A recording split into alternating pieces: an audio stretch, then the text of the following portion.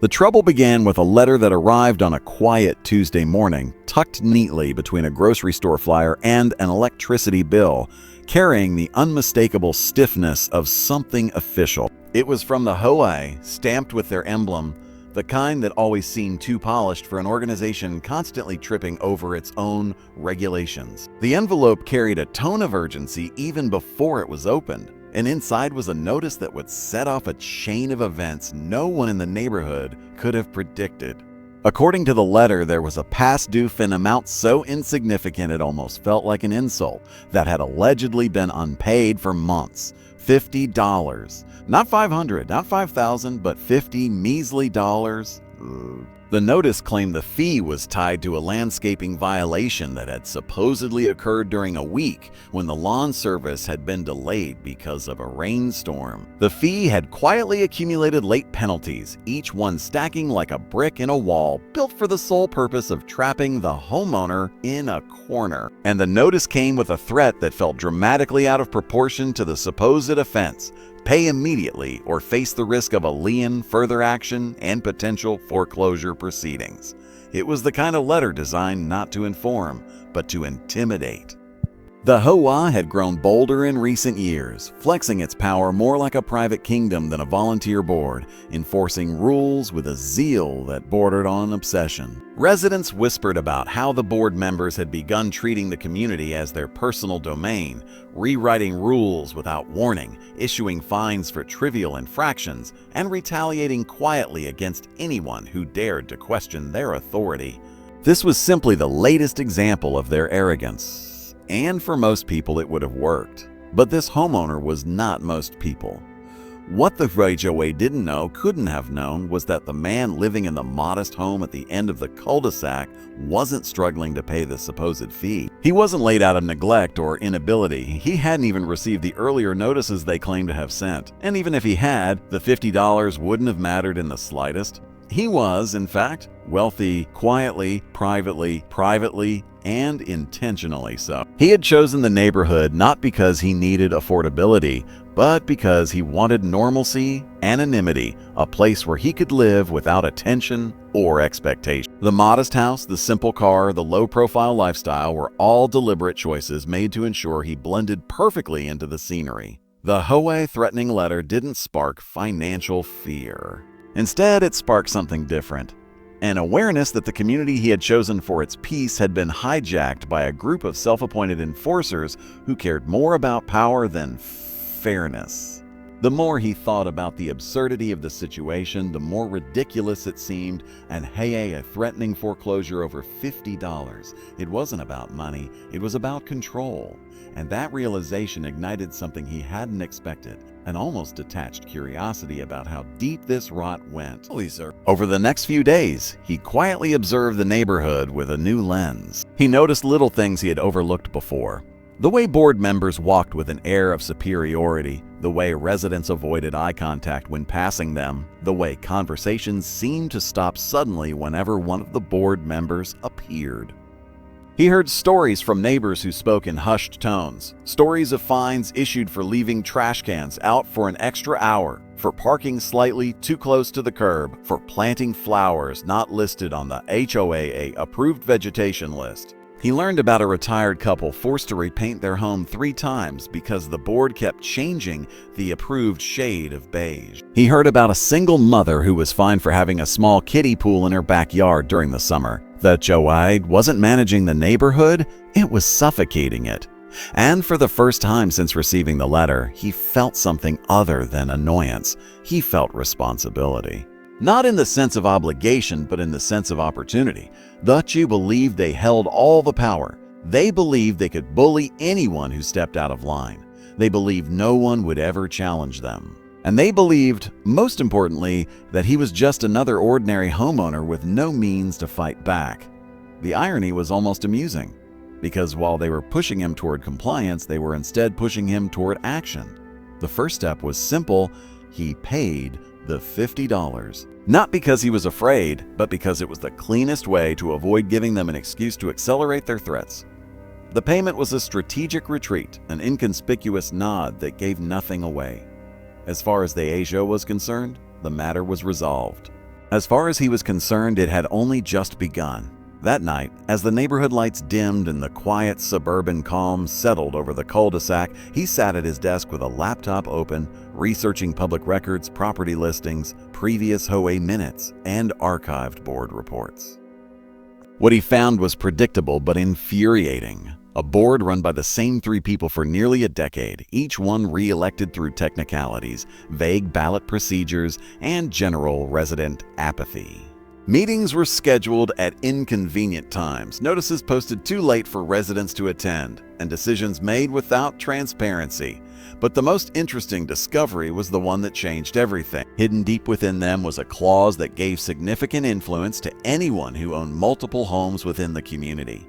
Voting power increased with property ownership, influence multiplied, control shifted, and houses, he noticed, had been going up for sale in increasing numbers lately. Some residents were fed up, some were relocating, some were quietly eager to escape the HOA grip. Opportunities were appearing one by one, and he had the means to seize every single one of them. As he closed his laptop, a plan had already begun forming in his mind.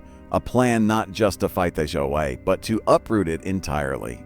The foreclosure threat had been intended to intimidate him. Instead, it had awakened a resolve that the board never saw coming. And as dawn approached, the first steps toward dismantling the HOA reign of control had already been set into motion. The days that followed unfolded with a quiet precision, almost mechanical in the way each step aligned effortlessly with the next, as though the universe itself had decided to cooperate with the plan forming in his mind. While the neighborhood remained blissfully unaware of the shift that had begun, he worked behind the scenes with a calm, methodical focus. His first move was deceptively simple. He began monitoring property listings with a level of attention typically reserved for stock traders watching market charts. Homes that had lingered unsold for weeks suddenly became potential tools, pieces on a chessboard he now intended to command.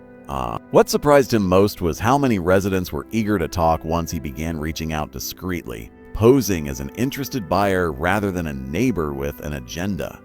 They spoke freely when they believed they were speaking to an outsider, revealing frustrations with the HOA that ran deeper than he had ever imagined. Some were exhausted by the endless fines, others by the constant surveillance from board members who seemed to relish catching minor violations, and many were simply desperate for a way out. Conversations that began with polite inquiries quickly evolved into cathartic releases, with homeowners venting years' worth of pent-up resentment.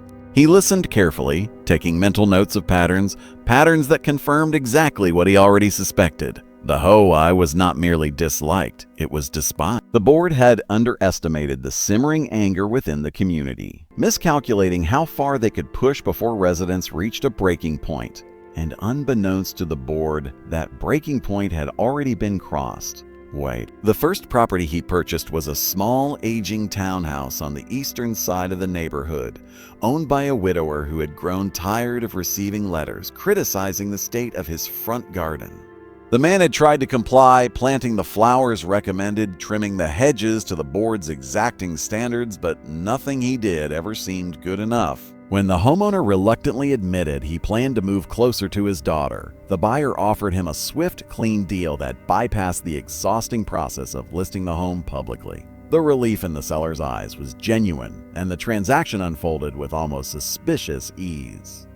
It set the tone for what would come next. Within a month, he had quietly acquired 2 more properties, one belonging to a young couple expecting their first child, who feared the HOA would target their future backyard place, and another belonging to an elderly woman whose mobility challenges made it nearly impossible to meet the HOA rigid upkeep standards. Each sale was effortless, facilitated by his ability to offer competitive prices and fast closing times. With each acquisition, his influence within the community grew incrementally, a silent expansion unnoticed by the board, but increasingly felt by those who saw the pattern emerging. The bylaws were clear. Each property granted a voting share. The more homes he acquired, the stronger his voice became. But while the HOA remained oblivious to the incoming tide, he continued gathering information, researching board members, past election procedures, and overlooked procedural loopholes. The more he studied, the clearer it became that the board had relied for too long on resident apathy. They assumed no one would attend meetings, no one would read the bylaws, and no one would challenge their control. They had been right until now. With 3 properties under his name, he attended his first HOA meeting not as a silent observer, but as someone who now possessed a weight the board didn't yet realize existed. The meeting was held in the clubhouse, a space that should have been welcoming but felt more like a throne room for the self-appointed rulers who presided over it. Residents sat in stiff rows of chairs, many of them visibly tense, others already checked out, accustomed to the board's monotonous cycle of lecturing and reprimanding. The board members sat at a long table at the front, their postures straight, their expressions stern, each one radiating a sense of authority they believed was unshakable. The meeting began with the usual performance, reports read in board tones, reminders about infractions, updates about landscaping rules, and warnings about upcoming inspections. The atmosphere was one of resignation, as if everyone had accepted that resistance was futile. But from his seat near the back, he watched intently, analyzing every gesture, every decision, mapping out the ways in which the board operated. It was clear that they didn't expect any pushback.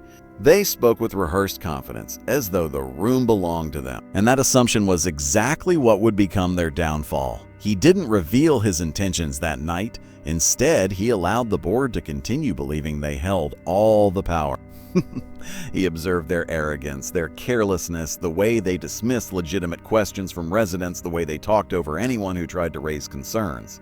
He left the meeting with more insight than he anticipated, and with a stronger resolve to dismantle their facade of control. Outside the clubhouse, a few residents lingered, exchanging frustrated whispers. Some recognized him and nodded politely, unaware of the quiet revolution building behind his calm exterior. As he walked home, he felt an almost electric certainty that the time for subtlety was nearing its end. With 3 properties secured, he expanded his strategy. Instead of waiting for new listings, he reached out directly to homeowners he suspected might be ready to leave. His instincts proved accurate.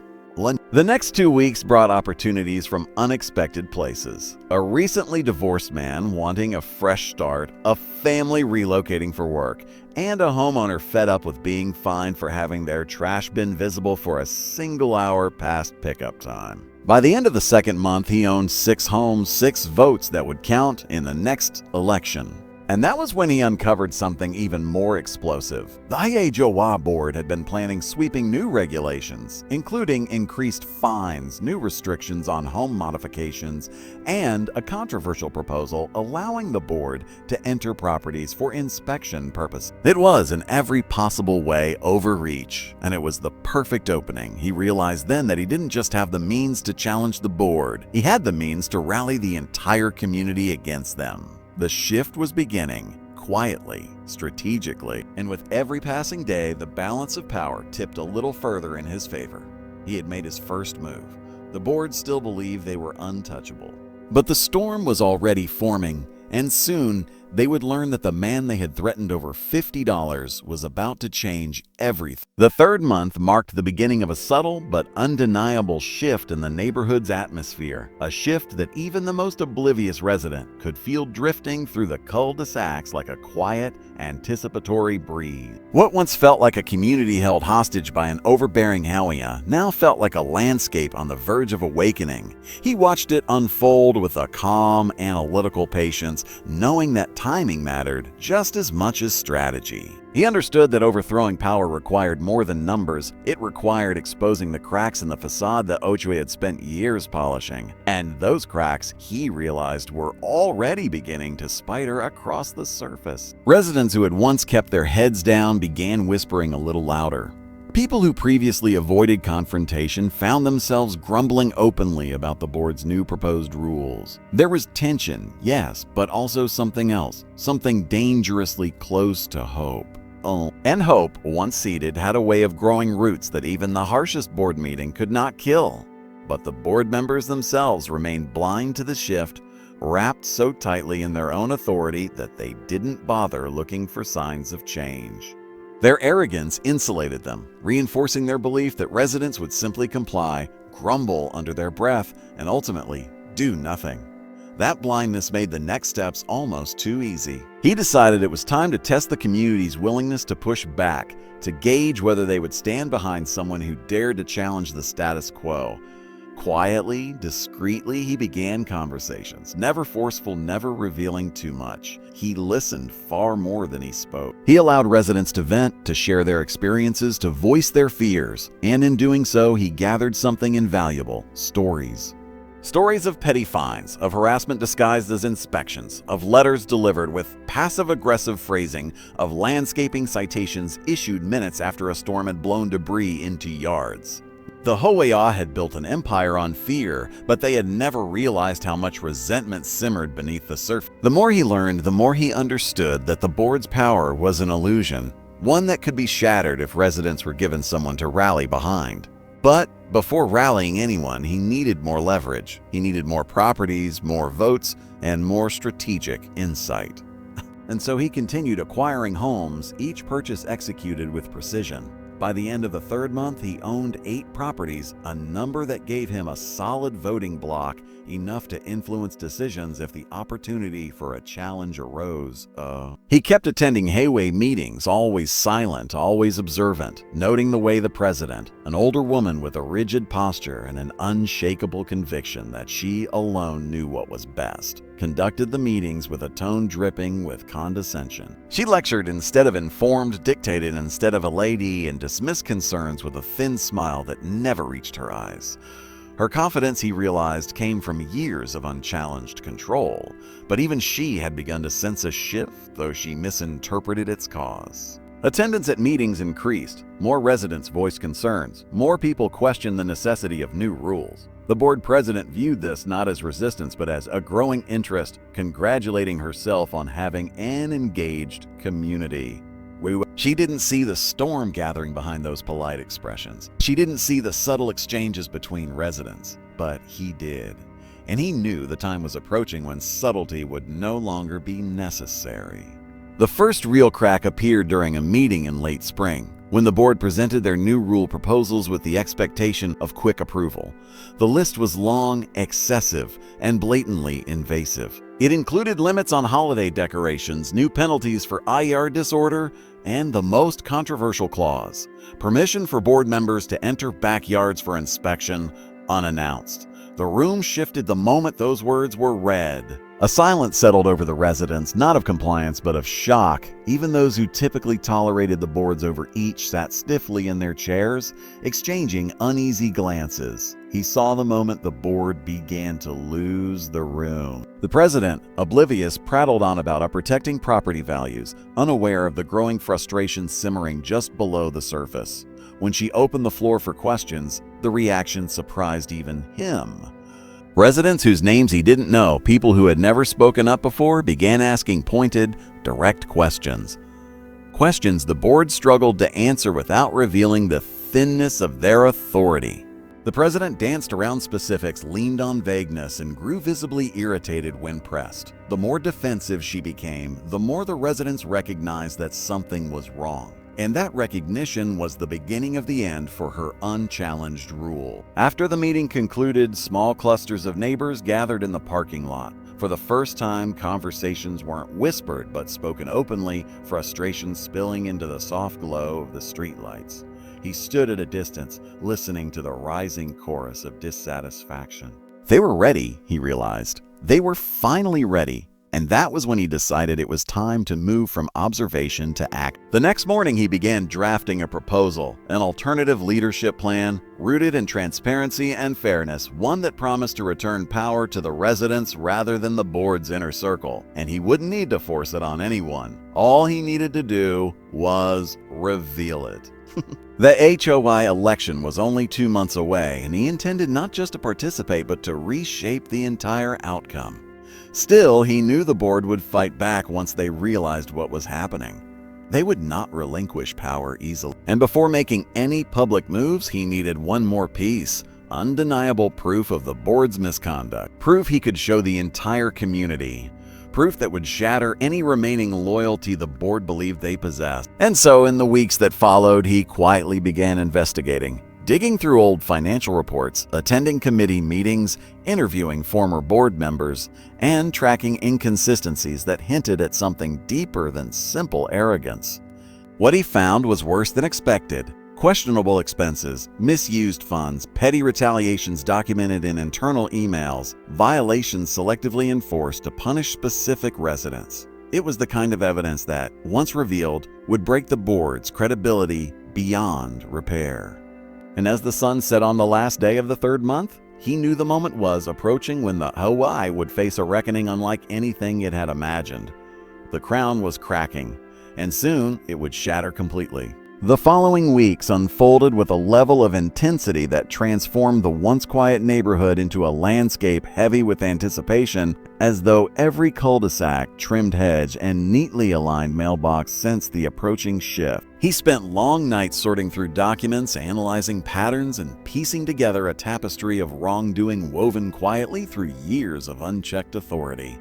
What began as a suspicion, a distant hypothesis, had now solidified into incontrovertible evidence that the HOA board had long abandoned the boundaries of fairness. The files he uncovered were not isolated incidents, but part of a systemic pattern of manipulation carried out under the guise of regulation.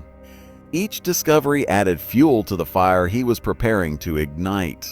Financial records showed inconsistencies the board never expected anyone to notice. Landscaping contracts awarded without proper bids, inflated expenses for community beautification projects, and a maintenance fee charged annually for a clubhouse repair that had never actually taken place. The numbers drifted across spreadsheets like silent confessions, revealing the true nature of what the board had been doing behind closed doors. But the financial discrepancies were only the beginning. Through interviews with former board members, some eager to unburden themselves now that they were free from the inner circle, he uncovered a deeper layer of dysfunction. The president had frequently overridden votes, declaring outcomes that contradicted the actual tally. Fines were strategically used to target residents she disliked, often issued in retaliation for minor slights. One former treasurer confessed that certain rules were rewritten specifically to target individuals rather than the community as a whole. It was a web of vindictive actions masked as community protection, and the more he uncovered, the more he understood the depth of their corruption. The board had operated like a small monarchy, with each member contributing to the preservation of their own authority, oblivious to the growing resentment beneath them. Residents had long suspected unfair treatment, but suspicion alone was never enough to spark a revolt. Now, with documented proof in hand, he knew the tide would turn the moment the truth was revealed, but timing mattered. If he moved too early, the board would find ways to spin the narrative to portray him as a disgruntled troublemaker. If he moved too late, they might entrench themselves further, solidifying the new regulations before he could intervene. The upcoming election provided the perfect opportunity, a public stage where he wouldn't merely expose their actions, but offer the community an alternative path. He continued gathering evidence with the diligence of a seasoned investigator. Late one night, while combing through archived newsletters stored on an outdated HOA website, he discovered the most damning piece yet. A memo sent internally by the board president shortly after a particularly contentious meeting years ago. In it, she instructed board members to monitor certain households she deemed problematic, encouraging them to document even the smallest potential violations. The memo was dripping with condescension and entitlement, revealing the disturbing level of control she believed she possessed. It was not the tone of a leader. It was the tone of someone who viewed her neighbors as subordinates. Combined with the financial irregularities and testimonies from former board members, the memo formed a devastating triad of evidence: mismanagement, abuse of power, and intentional targeting of residents. He realized then that he didn't simply have enough to challenge the board, he had enough to bury their credibility entirely. But evidence alone wasn't enough. He needed the community to understand the full scope of what had been happening. And to do that, he needed a platform that the board couldn't manipulate. The annual community meeting, scheduled just weeks before the election, offered that moment. Attendance was required for major announcements, meaning a large portion of the neighborhood would be present. He spent the days leading up to the meeting preparing every detail with meticulous care. He organized the documents into a clear timeline, highlighting patterns of misconduct. He printed copies of the financial discrepancies, the internal memos, the records showing unauthorized rule changes. He compiled testimonials from residents who had been unjustly fined or harassed, ensuring every voice contributed to the growing momentum. Meanwhile, the board continued acting with blissful ignorance, unaware that the ground beneath them was softening. They held their usual meetings, distributed their usual notices, and pushed forward with their new regulations, assuming the community's resistance would fade just as it always had. They mistook silence for submission. They failed to recognize that this time, silence meant strategy. Word of change traveled quietly from one household to the next, building without the board's awareness. Conversations once whispered began to take on a sharper edge. Neighbors who had once looked defeated now looked determined. The board didn't notice the shift in posture, the new confidence in the way residents carried themselves, the subtle nods exchanged near mailboxes. They were too preoccupied, drafting their next list of enforcement procedures to realize they were drafting the script for their own downfall. The night before the annual meeting, the air felt thicker than usual, heavy with anticipation. He reviewed the folders one last time, ensuring everything was organized, verified, and irrefutable. There would be no guessing, no speculation, only facts. And facts, once revealed, would be impossible for anyone to ignore. As he sat at his desk in the dim glow of a single lamp, he felt an unfamiliar blend of calm and certainty. This was no longer about revenge over a $50 fee. It was about justice. It was about restoring a sense of dignity to a community that had been treated like subjects instead of neighbors. It was about proving that power, when abused, could be reclaimed. Morning approached with a quiet stillness that felt almost ceremonial. The clubhouse, which had long served as the board's throne room, would soon become the setting for their undoing. He gathered the folders, each one heavy with the weight of truth, and prepared for the meeting that would change everything. The seeds of rebellion had been planted, nurtured, and carefully grown. Now it was time for them to bloom. The annual community meeting began with an eerie sense of formality, the kind that hinted at tension lying just beneath the polished surface, waiting for the slightest disturbance to rupture. Residents arrived in steady waves, filling the clubhouse with a mixture of curiosity, frustration, and quiet anticipation. For years, these meetings had been tedious rituals dominated by the HOA board's rehearsed speeches and rigid reminders about rules no one could fully keep up with. But tonight felt different. The room hummed with a restless energy, as though the neighborhood itself had reached a breaking point. Conversations flickered between small groups, murmurs rising and falling like distant thunder. People who had long accepted their powerlessness now stood taller, their eyes sharper, their posture more assertive. And at the center of it all, he waited, folders tucked under his arm, wearing the same calm expression he had worn throughout the months of preparation.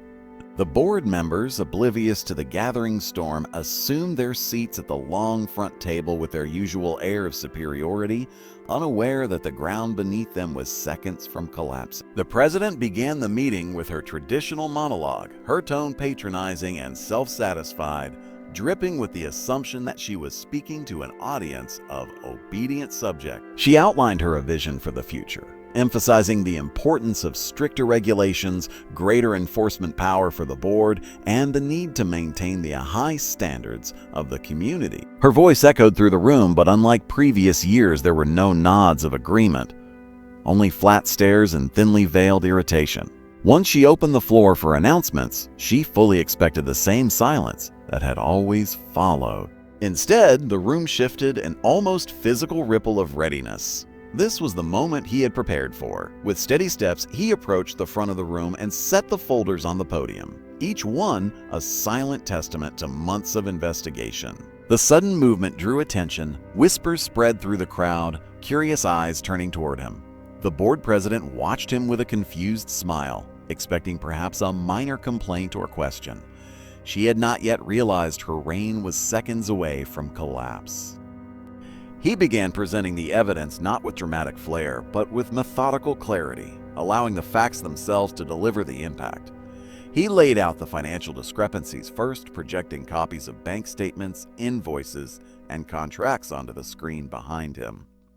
Gasps emerged from the crowd as residents saw, for the first time, proof of misappropriated funds and unexplained expenditures. The board members shifted uncomfortably, exchanging panicked glances. The president tried to interrupt, her voice strained, but he continued, backed by the murmuring support of the residents. Then he revealed the internal memo, the one instructing board members to secretly monitor a problematic household. The room erupted.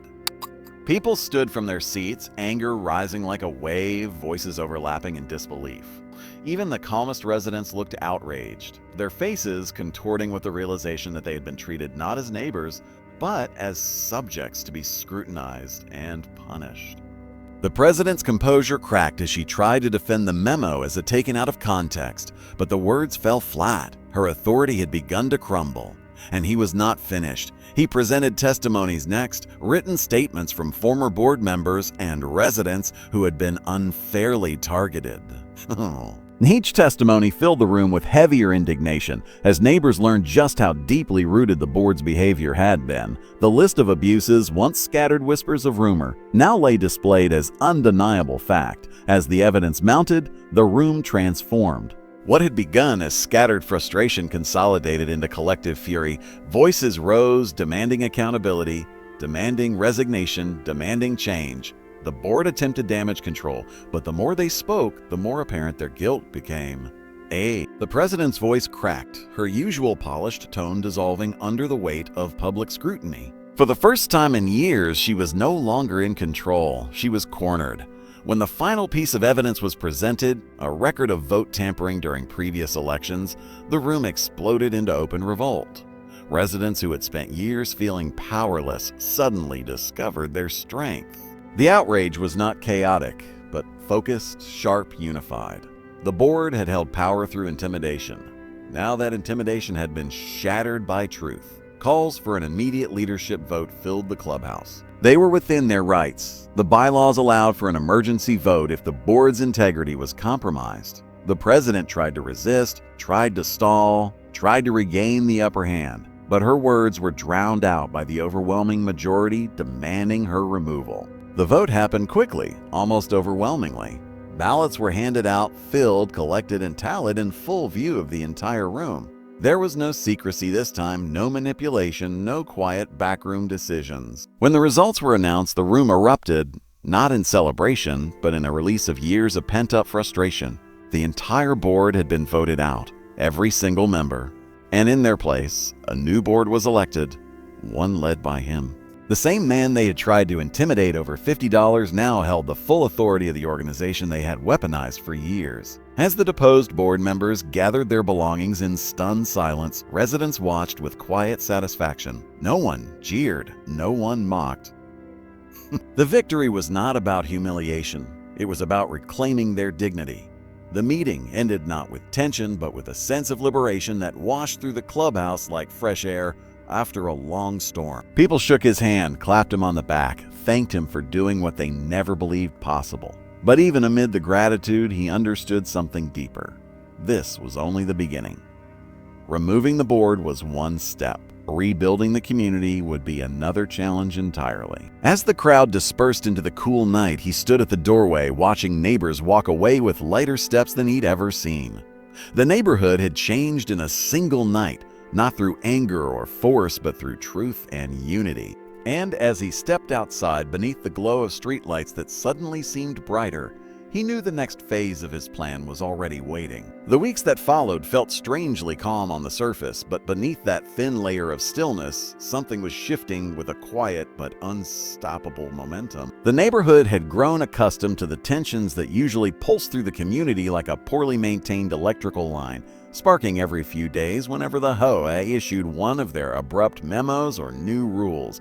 But recently, those sparks had begun to land on dry grass. The board, pressured by the growing whispers circulating among residents, attempted to carry on as if everything remained firmly under their control. They continued distributing fines with their usual robotic precision and held closed-door meetings in the clubhouse, emerging with tight faces and stiff postures, pretending nothing was slipping. But the truth was, everything was. For the first time in years, the residents no longer accepted the board's authority as an unquestioned fact.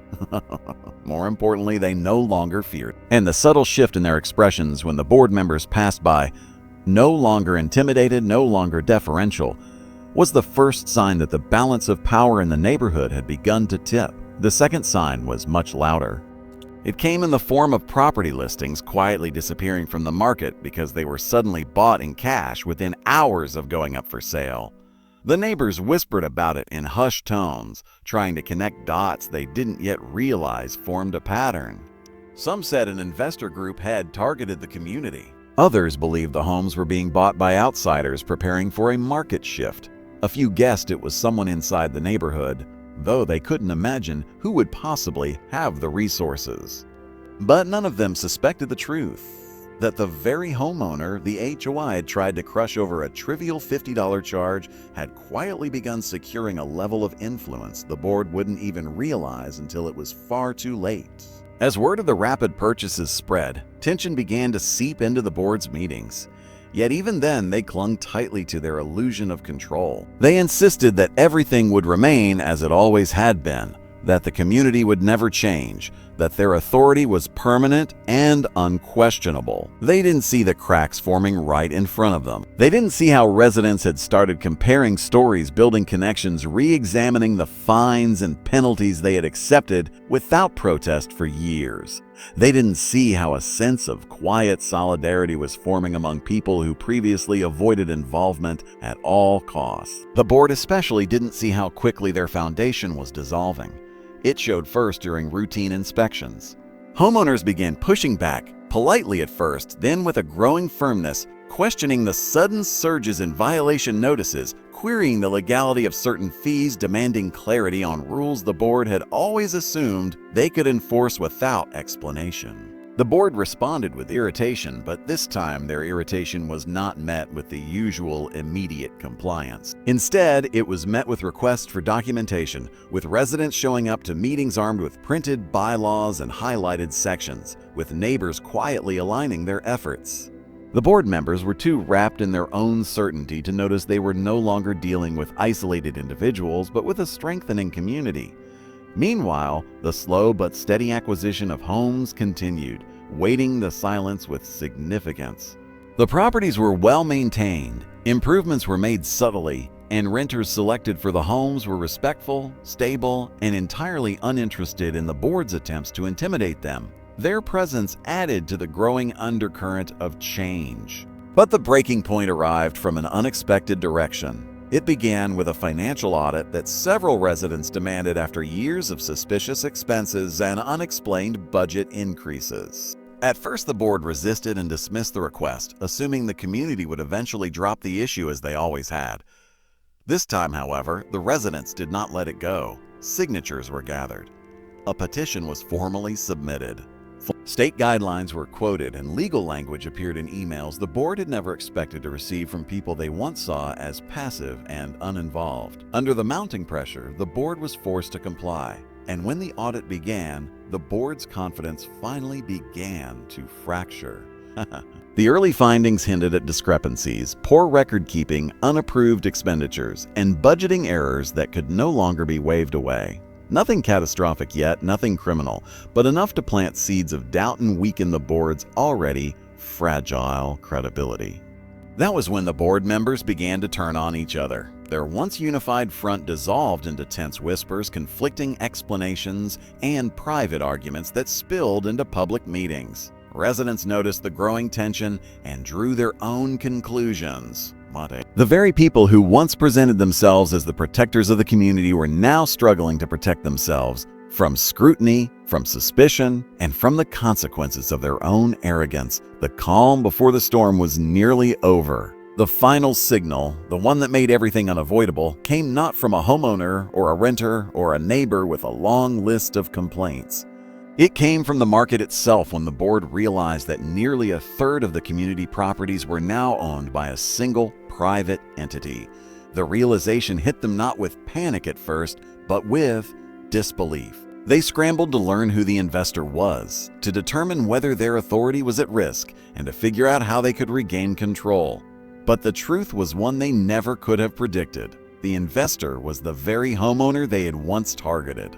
The one they had assumed they could intimidate, the one they believed they could extract money from silence and push aside without consequence. And by the time they realized this truth, the storm was already built, already spinning, already heading directly toward them with a kind of force that would tear apart everything they believed was unshakable. And all that remained was the impact that was about to hit. The moment the truth surfaced about who had quietly purchased so many of the neighborhood homes, an uneasy vibration settled over the community, an almost electric awareness that something irreversible was unfolding. The AAH board, once so assured of its dominion, found itself confronted with a reality it had never imagined possible. No one had expected the homeowner they dismissed as insignificant, a man they believed they could push into submission with a petty $50 fee, to be the same person who had been systematically reshaping the future of the entire subdivision. But the rumor spread quickly, faster than any memo the board had ever sent. Neighbors whispered it on driveways, exchanged looks during morning walks, and pieced together weeks of unexplained events into a suddenly clear narrative. The board members attempted to dismiss it all as speculation, but their forced smiles and stiff body language revealed the truth. They believed it, and they were afraid. Their fear grew sharper when the financial audit results came back with findings that were no longer mild irregularities but legitimate compliance failures, inconsistencies that suggested years of careless management and questionable oversight.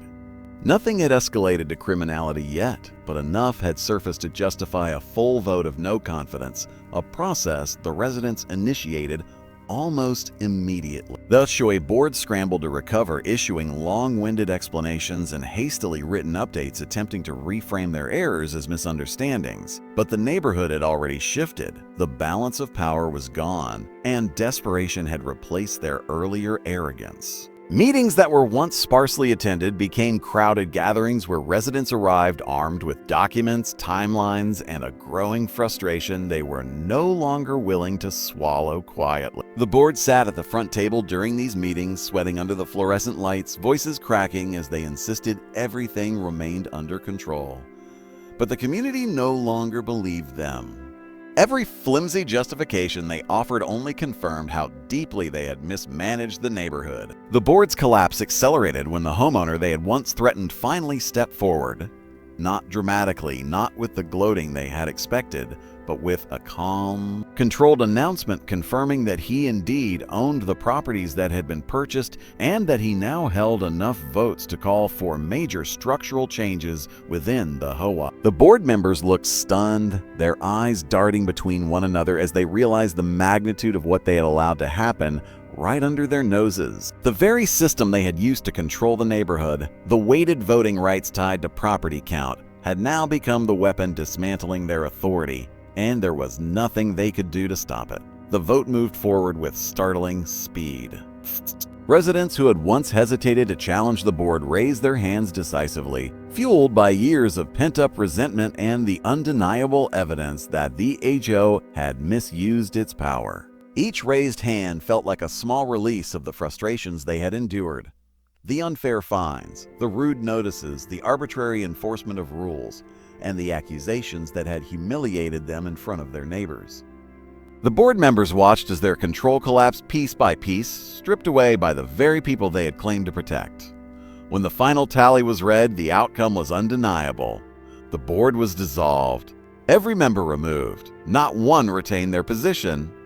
The shock was palpable, rippling through the room like a physical force. Some former board members sat frozen in disbelief. Others stormed out with muttered protests, insisting that the community didn't understand what it was doing. But it was too late. Their reign had ended. In the days that followed, a strange transitional quiet settled over the neighborhood. There was no triumphant celebration, no public gloating, only a collective sense of relief and cautious anticipation. Residents had grown so used to the board's heavy-handed control that the absence of its presence felt surreal.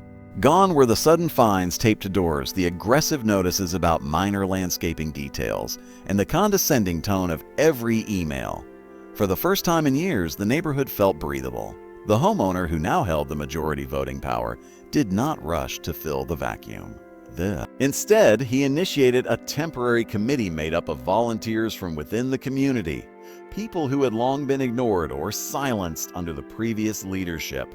They were tasked with reviewing the governing documents, identifying outdated or abusive rules, and proposing a path forward that reflected fairness rather than authority. The committee's work brought new life to the neighborhood. Residents who had once avoided involvement now discovered a sense of agency. They contributed ideas, attended meetings, and provided input with a genuine desire to rebuild the community into something healthier. The energy shifted from fear to collaboration, from suspicion to optimism. Even the properties that had recently been purchased felt like anchors of stability rather than symbols of power. They remained well kept, quiet, and totally aligned with the new direction of the neighborhood.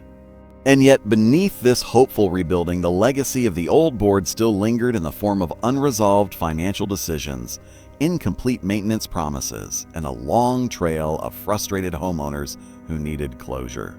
The committee understood that real change required more than removing the board. It required restructuring the very foundation that had allowed such abuse of power to exist. The former board members watched bitterly from the outside, sending occasional emails filled with accusations and warnings, none of which carried any authority anymore. Their voices, once feared, now sounded empty. The community simply ignored them. By the end of the month, a new election was scheduled, not to restore the old system, but to replace it entirely. The homeowner who had initiated the transformation did not nominate himself. Instead, he encouraged others to run, individuals known for fairness, responsibility, and level-headed decision-making. This self-restraint stunned the neighborhood almost as much as the takeover itself. Many had expected him to seize absolute control, to reshape the community into whatever he pleased. Instead, he made it clear that his goal was not dominance, but stability, fairness, and the removal of corrupt authority.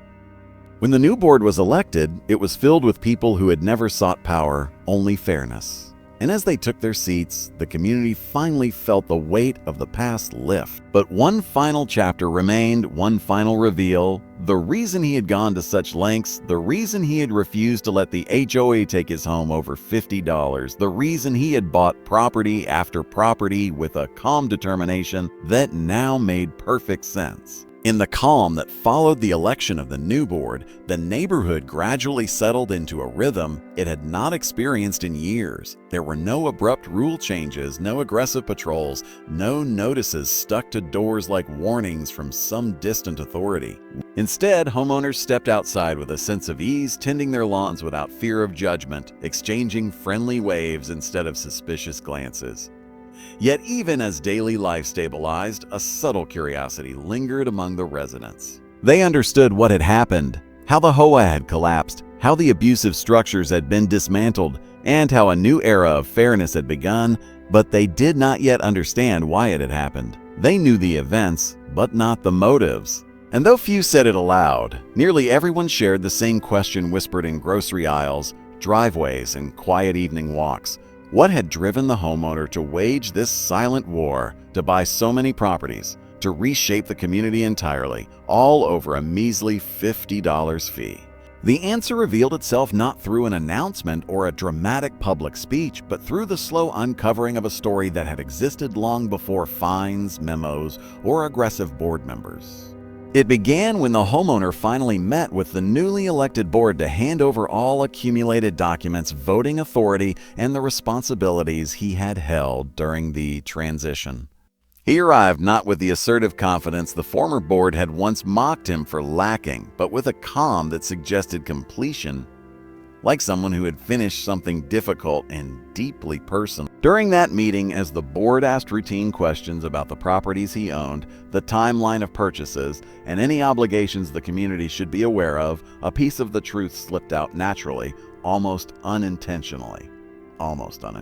he spoke about the house he lived in, the one the HOA had once tried to take from him. He mentioned that it had belonged to his parents before they passed away years earlier, that it was the last physical piece of them he still had, and that he had made a promise, a simple but deeply held vow to never let anyone take it from him. It was a promise forged not in anger but in grief, made during the quiet months after their passing, when the house felt like both a sanctuary and a reminder of everything he had lost. When the HOA had attempted to foreclose over that trivial $50 fee, they had not simply threatened his patience or his finances. They had threatened something sacred, something rooted in memory and love. The board members who heard this revelation fell silent. It was not loud or dramatic, but it hit with the weight of something profoundly human. And although he did not say it directly, the truth became clear. The HOA had triggered a fight they could never have understood. They had treated the home as a transaction, a property, an item on a ledger. He had treated it as a promise. After that meeting, word spread gradually, not through gossip, but through quiet retellings shared with the kind of respect people reserve for stories that hold emotional weight. Neighbors who had once speculated about wealth, strategy, or hidden motives now understood that the heart of the entire war was something far simpler yet infinitely deeper. He had refused to let arrogance erase a piece of his family's legacy. And once the board had crossed that line, he decided to ensure no one else in the community would ever experience the same threat. With the new board established and the old one formally dissolved, he began the slow process of transferring the homes he had purchased. Not selling them profitably as many expected, not flipping them for advantage, but placing them into a community trust that capped rent, protected long-term residents, and prevented predatory HOA practices from ever resurfacing. It was a gesture that stunned the neighborhood even more than his quiet takeover had. The properties were no longer instruments of power. They were shields, safeguards woven into the community's structure. Residents who had once lived under the threat of sudden inspections and unpredictable penalties now lived with the certainty that the worst was behind them. Signs of the old era faded quickly. The fine, heavy notice board in the clubhouse was replaced with a community calendar. The surveillance-style neighborhood watch emails were replaced with volunteer-led improvement projects. The tone of communication shifted from authoritative to collaborative. Children played on the sidewalks without anyone measuring their chalk drawings for compliance. Neighbors hosted backyard dinners without worrying whether their patio furniture violated an unwritten rule. And slowly, almost imperceptibly, the neighborhood became what it had always claimed to be, a community. As for him, he stepped away from the spotlight entirely. He attended meetings quietly, participated in discussions when needed, and spent most of his time restoring the large old home that had started everything. Sometimes neighbors passing by would see him tending the garden, repainting trim, or simply sitting on the porch during golden hour, looking at the house with the soft expression of someone who had fought hard to protect something precious. And in those moments, the residents understood the final truth of the story. He had not won out of spite, or vengeance, or ego. He had won because he refused to lose something irreplaceable. The community learned from him, not through speeches or authority, but through example. They learned that a neighborhood built on fear collapses under pressure, but one built on fairness can thrive. They learned that power abused becomes fragile, but power used to protect becomes enduring. And most importantly, they learned that the smallest injustices, when ignored, can grow into monstrous systems. But when confronted with courage and persistence, those systems fall. Years later, people would still tell the story. How an HOA tried to take a home over $50. How that single act set off a chain of events that reshaped an entire neighborhood. And how one homeowner, quiet, determined, and carrying a promise made long before anyone else was involved, ended up saving the very community that once tried to push him out. And when they told the story, they always ended the same way, with the reminder that sometimes the smallest battles reveal the deepest truths, and sometimes the simplest promise is enough to change everything.